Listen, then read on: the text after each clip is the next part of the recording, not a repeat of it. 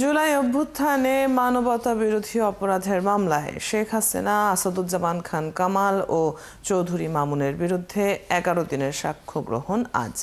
এই মামলার রাজসাক্ষী চৌধুরী আবদুল্লাহ আল মামুন আজ চেম্বার আদালতে সাক্ষী দেবেন।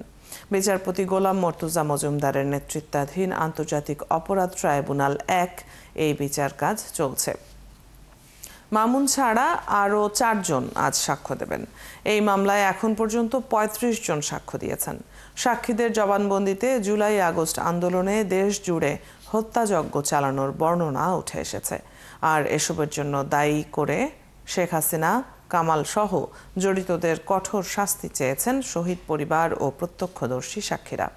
গত ১০ জুলাই শেখ হাসিনা, কামাল ও মামুনের বিরুদ্ধে আনুষ্ঠানিক অভিযোগ গঠন করে বিচার শুরুর আদেশ দেয় ট্রাইব্যুনাল।